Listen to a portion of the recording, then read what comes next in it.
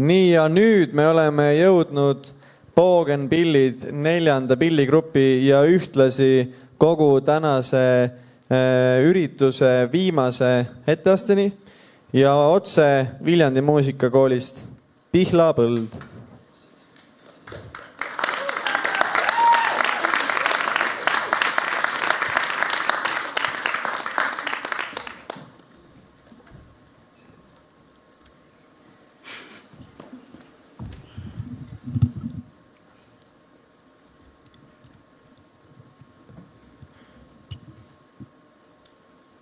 Tere, mina olen Pihlapõld ja mina osalen võissu mängimisel juba 6. aastat. Ja minu esimene lugu on Laatropeine, teise pealkirjaga Joogini jalg ja seda on mänginud Elias Schönberg Ruhnust. Ja mina leidsin selle loo Eesti Viiuli kodulehelt ja see lugu meeldib mulle just väga sellepärast, et sellel on selline omamoodi tunnetus, eriline tunnetus ja seda saab väga hästi mängida nii kiiresti kui aeglases tempos. Laatropeine.